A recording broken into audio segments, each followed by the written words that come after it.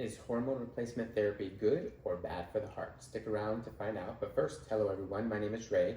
I'm a nurse practitioner who specializes in cardiology, hospital-based medicine. If you're new to the channel, welcome. If you're not new, welcome back. In this channel, we like to talk about heart disease, prevention, and treatment, other topics related to the heart, and overall health and well-being. So if that sounds good to you, please consider subscribing so you can become part of this growing community interested in improving our health and lifespan. I'm super excited about bringing you this video. One of the reasons why I'm excited to do this video is because it's about women's health. Looking at the analytics, it appears as though initially most of my audience were men, split about 80-20. And as of this video shooting, it appears it's more like 52% men and 48% women. So I'm so glad to see more women interested in taking care of their heart. The other reason why I'm excited to bring you all this video is because I have a very special guest today, my lovely wife, Barbara. By the way, quick plug, Barb and I also have a cruising channel, so I'll put a link in the description, so make sure you check out our fun channel and make sure to subscribe to that one as well. So in today's video, we want to talk about the perimenopause stage. One of my colleagues, shout out to Shayna, sent me a DM about this very important topic, and I do believe that we definitely need to address this. So without further ado, I'd like for you to join us as we go deep and personal with an interview with Barbara. So how did your HRT story begin? So I guess it was a couple years back. I started to feel not quite right or not quite like myself. And I was kind of researching or looking into it and fell upon a YouTube video, which I wish I could remember what it was, but just some video that was talking about perimenopause and the symptoms. And it was, everything they were saying was like I was checking the blocks, like, yeah. So then I realized it was probably all related, and I started to research a lot more about the topic and what I could do for myself to feel better. And what were your symptoms? Everything. I had, oh my gosh, I had random anxiety, depression, I had gained weight, I had mood swings, really bad mood swings, I had brain fog, I had forgetfulness, I had low libido, I had poor sleep, I had, everything. Trying to think of what other stuff was in there, but it just was like a laundry list of things. So there's so many different things that all can fall under that window of perimenopause or whatever you want to call it. Like just everything can be related to it. Yeah. So why did you decide to pursue hormone replacement therapy versus other remedies?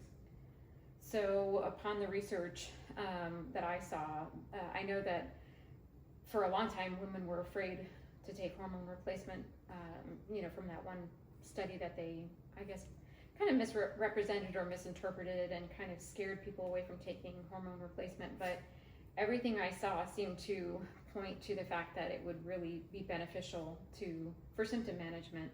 So I wanted to start it for quality of life. I wanted to get back to myself and feel good again.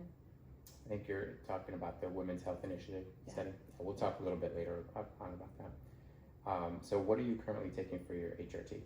So I take estrogen, progesterone, testosterone, NP thyroid, and then I supplement. I take iron, I take DHEA, I take vitamin D, I take something for my eyes, that's separate, and then I take magnesium. Okay. The vitamin D3 and K2. Right. Okay. So how much has it helped? So I think at this point I'm probably improved about 75%. I don't feel like I'm fully back to myself. I think there's still symptoms that you just deal with, because I'm still in the perimenopause phase where I go through and still have cycles. So I think I still am going to have some of the mood swings and all that kind of stuff. But yes, I think it's definitely vastly improved how I feel overall. Was there ever a time that you questioned your HRT?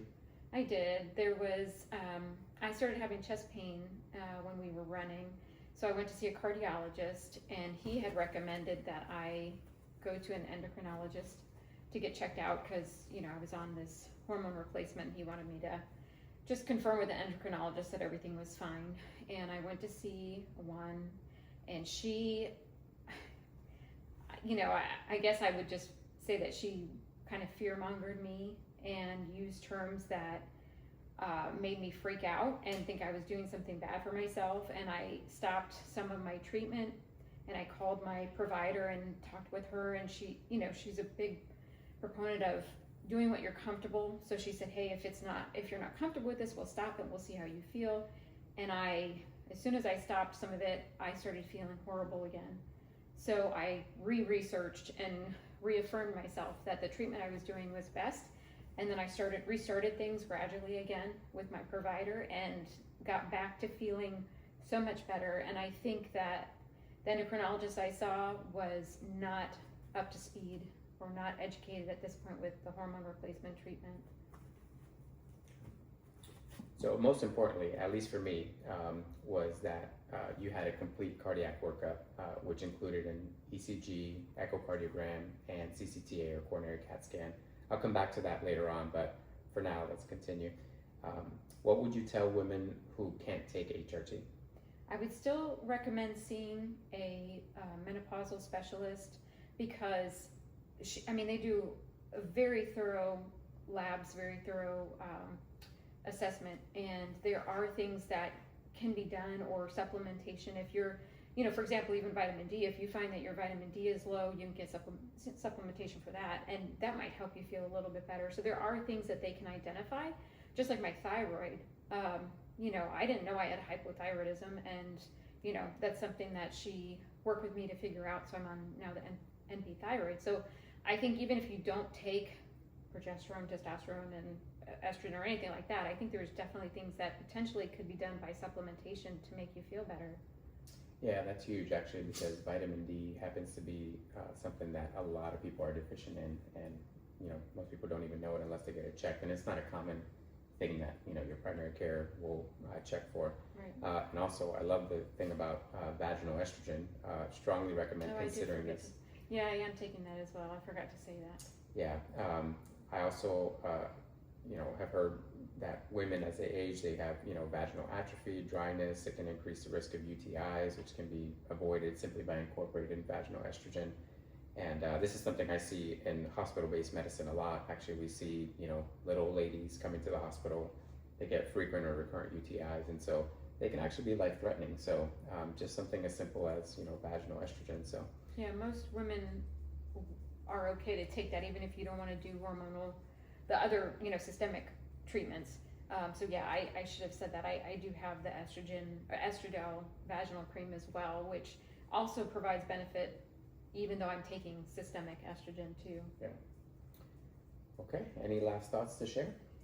I would recommend that even for women who are not in the perimenopause, or maybe even at the beginning, to take get a baseline labs, like a thorough lab panel, and see what your baseline is. Because when you're feeling good, of course you're not thinking about that stuff, but when you're 25 or 30 or whatever and you're feeling great, if you have a baseline of those levels, then you kind of know what you're trying to achieve when you start to get into this perimenopausal phase. You can look back and say, well, okay, because a lot of the labs might be low normal, but you may not be optimized at that low normal level.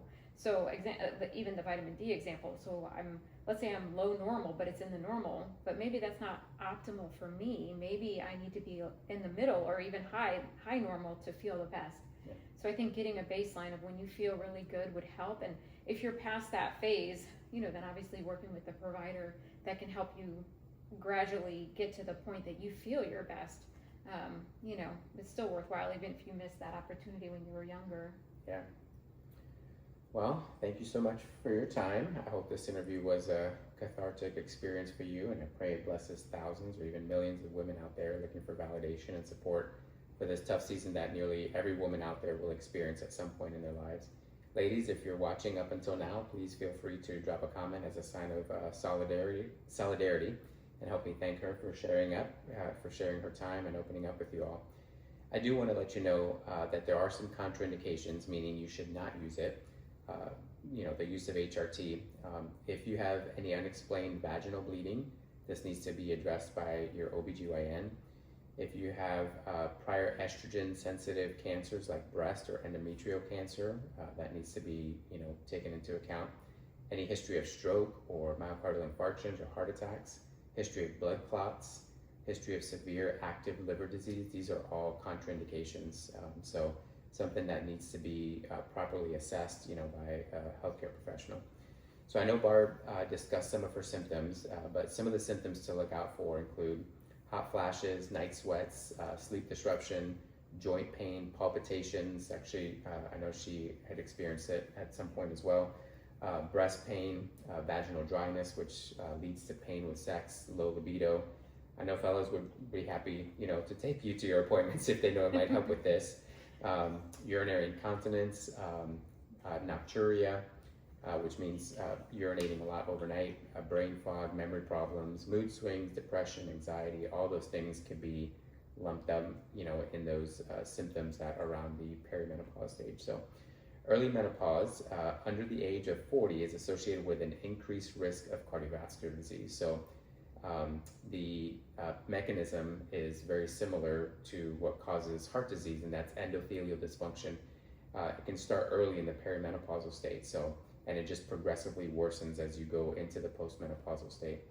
So there are some cardiometabolic changes during the perimenopause stage, including increased total cholesterol. This is another thing that Barb noticed when she had looked up one of the videos, that when women are going through this phase, all of a sudden, someone who had relatively normal or okay cholesterol panels, now their cholesterol is just shooting up like crazy. Increased total cholesterol, increased triglycerides, lipoprotein A, which I'll do a separate video about lipoprotein A, but that significantly increases your risk of coronary artery disease. Insulin resistance, which we know also is a risk factor for coronary artery disease. Visceral fat accumulation, which if you don't know, visceral fat is the fat that's around your organs or around your midsection. Men typically end up having more problems with that than women, but that visceral fat accumulation is actually what's most what we call atherogenic, or increases your risk of coronary artery disease. And then of course hypertension, your blood pressure tends to shoot up higher during the perimenopausal stage. So unfortunately, the Women's Health Initiative study, it did bring some negative light to menopausal hormonal therapy, or MHT, and for decades, millions of women suffered unnecessarily with vasomotor symptoms and poor quality of life. So when I was looking up the data around this, I found that a meta-analysis actually suggests that MHT decreases coronary artery disease and all-cause mortality by 30 to 48% when it's initiated under the age of 60 or less than 10 years from menopause. And I can link the literature down in the notes if you need it, but that's from the Menopause Transition and Cardiovascular Disease Risk from the American Heart Association article. It's Implications for Timing of Early Prevention, a scientific statement. There's also a Danish osteoporosis prevention study that found a 52% reduction of heart failure, myocardial infarction or heart attack, and death in women at 10 years of treatment. And then there's recently there was a 2025 Cochrane meta-analysis found that combined continuous hormone therapy probably makes little to no difference to the risk of coronary events. In other words, it doesn't increase your risk of coronary events like previously they had thought many years ago. The American College of Cardiology and the American Heart Association recommend against using menopausal hormonal therapy for secondary prevention in women with established CAD. So in other words, if you already have established coronary artery disease and are thinking of using menopausal hormonal therapy to reduce your risk, that's not, the American College of Cardiology and the AHA recommend against that because there's no studies that definitively support that. So what's the key takeaway? Thankfully, the AHA indeed recommends MHT or menopausal hormonal therapy as it supports cardiovascular benefit in the appropriate clinical context, which is for women who are having significant symptoms, poor quality of life, those vasomotor symptoms, and are less than 10 years from menopause. If you were my patient, I personally would recommend that you strongly consider HRT to improve your quality of life. Again, if you're less than 10 years from menopause and having those significant symptoms, many of the cardiologists that I work with also feel the same way. If you have significant heart disease risk factors such as family history and you're concerned about your particular risk, I encourage you to seek out a cardiologist that will do a complete workup, which is exactly what she did. I was concerned because, unfortunately she does have family history of heart disease, mom, dad. And so I wanted to make sure that she wasn't going to, this was prior to all the literature that we looked up and everything. I just wanted to be sure for my sake, I want to keep her around, And so she had the complete workup. She had an EKG, she had an echocardiogram, she had a coronary CT. If you can't find somebody that will do all that for you, even a stress test, would be helpful. And maybe even a Holter monitor, because of the women that experience palpitations, we do want to get a Holter monitor as a standard of care. If you go to see a cardiologist telling them that you have palpitations, they'll put you on a monitor for a few days, sometimes 3 days, sometimes a week or two, to see if there's any correlation with your symptoms to anything organic that could be, sorted out. So as a reminder, we have non-modifiable risk factors such as age, sex, family history, etc. And then we have modifiable risk factors such as smoking, obesity, hypertension, hyperlipidemia, or high cholesterol, diabetes, and then sedentary lifestyle. So I know this was a lot, but if you've made it this far, I want to thank you for spending your time with me. I know time is one of our most precious gifts we can give, and it's finite. So thanks for sharing yours with me today. If you do have any questions about this video or any video, feel free to leave me a comment. I read and answer them all, and I look forward to an engaging community. Remember, it's free to subscribe. So if you haven't subscribed yet, this is your sign. Also, please consider sharing this with the people you love, especially the women that may be experiencing menopausal symptoms or in the perimenopause stage. By the way, please go check out my video about diabetes and how to manage diabetes, or share it with someone that that has diabetes, and I'll see you in the next video. God bless you.